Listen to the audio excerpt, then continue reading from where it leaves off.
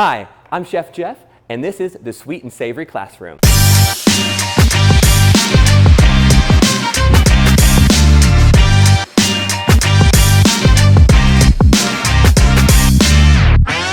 Today is to help you learn a little bit about just a quick butchering. And we're going to have a whole series on butchering popular cuts of meat that you find at the grocery store. And so today we're starting with pork tenderloin. So when I buy the pork tenderloin, this particular one came in a bag that has two. So when we open it, I like to open it on something that can contain all the juice. So we have that. Pork tenderloin is really a really nice cut of meat. I love pork tenderloin and I eat it all the time. It is what I say the poor man's tenderloin, because beef tenderloin is really expensive. Not to say that every once in a while I don't like to splurge and get a beef tenderloin, but pork tenderloin is really great, and the cost for it is a lot less. It cooks a lot faster because of its size, and so there's a lot of benefits to it. And so I want to show you how to properly trim the pork tenderloin, quick and easy, so you can do it at home, and then you can cook it and have a great time. So here's how we get started. Anytime I'm butchering, I butcher in 3 steps. I first pull, then I scrape, then I cut. So pull means I will kind of go through and see, is there anything I can just pull off like that? See that thin membrane that just came right off. So I can pull. And so see all this thin membrane is beautiful. So I pull. And sometimes some cuts of meat, like a chicken breast, it doesn't have anything really most of the time that you can pull off. But some meats have a lot. Okay, so I pull there, get that loose. Okay. They actually left part of the chain on here. All right, so that's all it's going to pull off, I think. Then I'm going to scrape. Okay, so scraping, I scrape sometimes with the blade and sometimes with the back of the blade. And so I'm going to start with the back of the blade and just kind of scrape. I'm scraping with the back of the blade to get some fat that came off. And the edge of your cutting board is great to clean your knife off. So I'm going to scrape to see what will come off. Okay. And that helps us save a lot of meat. Then I might turn the knife and use the sharp edge to get in. I can use it to get into nooks and crannies and crevices, right, to get some of the fat off. And then once most of this, I feel like nothing else is going to scrape off, then I'll start cutting. Butchering, at least for me, is making a series of handles. You make a handle and then you cut something off. Right? So most of the time when you teach like knife safety, you don't usually cut towards your body, but I do most of the time when I'm butchering. And you can do this away from you, but my whole life I've done it towards my body. And so like here, this actually is a handle. So I got a handle and I cut it off. Right? Here, I'm going to come in, take my knife, put the tip underneath, just kind of shave underneath, turn it up just a little bit, so when I slide out, I'm getting fat and not meat. The goal when you're butchering is to separate the fat and the meat. So it's really nothing complicated, or separate the meat from the bone if there's bones in it. And so you always want to preserve as much meat on the part that you're going to eat and have the least amount of meat in the trash. That's really the goal. So I make this handle, and then I'm going to put my knife underneath there and turn it up just a little bit away from the meat that you want to keep, and slide it out. So you have little to no waste on the fat part. And you continue to keep doing that. Like make a handle, hold on to it, turn, and go. And when I do a lot of butchering, it's like ballet. You just pull out, you cut and you slide, and you cut and you slide. And it's really a lot of fun. I've done a lot of small butchering in my life, meaning smaller cuts of meat. I've only butchered whole cattle and things a few times in my career, because most of the time I didn't have that kind of opportunity. But you want to leave some fat. Like this is a pork tenderloin. Some of this fat here, I'm not taking all that off.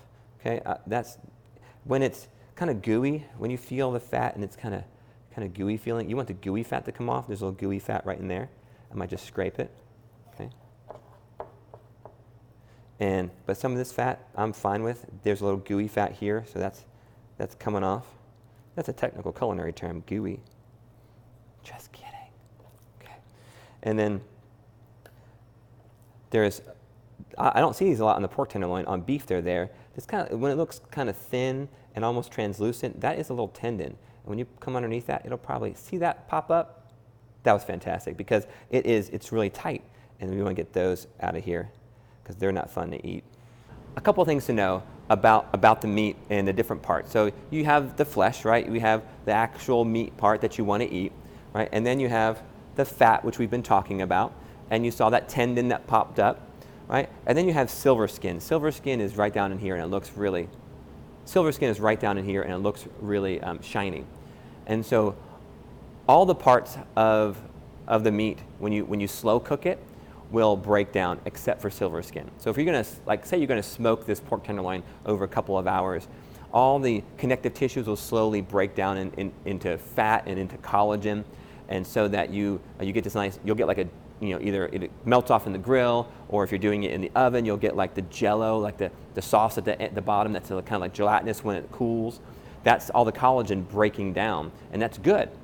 But silver skin is the one part that doesn't break down even when slow cooking. So you want to get rid of it.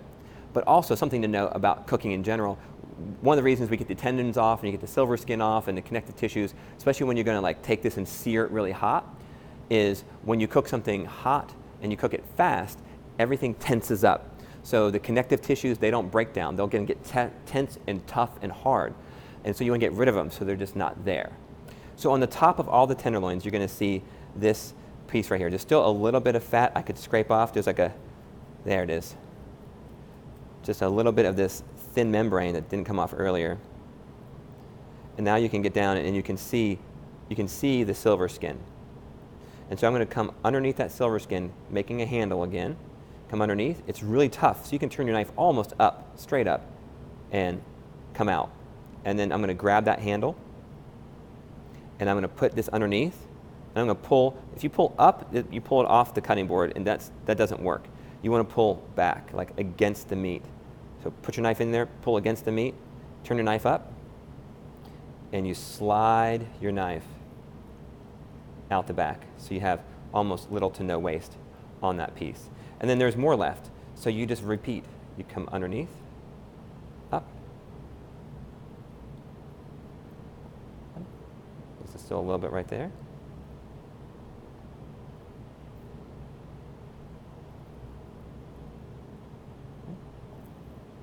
Now, depending on how you're using your pork tenderloin, you have the head here, and so this part is kind of loose, and so sometimes I'll cut it off and I'll cook it separately. I can, depending on what I'm doing, I could tie this up so it cooks more evenly. But today, just for trimming purposes, that's pretty much done. There's a little bit more fat here I might take off. But to me, that is a properly trimmed tenderloin. Oh, missed one spot right there. So since I have this second tenderloin, why not just go ahead and do it one more time for you, kind of in real time.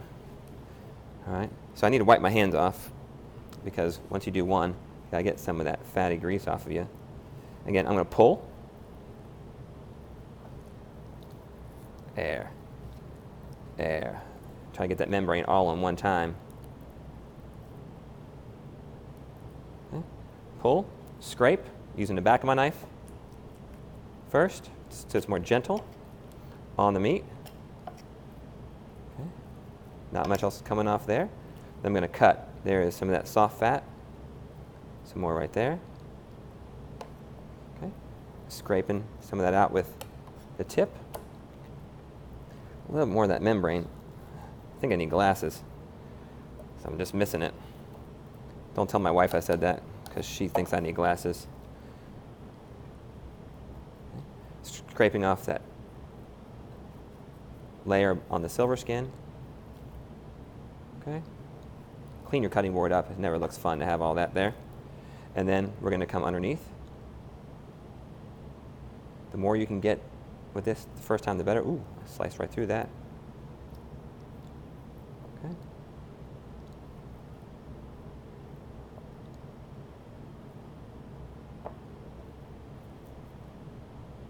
So this is a properly trimmed tenderloin that I would use for dinner tonight. So it's ready for grilling, for roasting, whatever you like to do so that you can make a great meal tonight.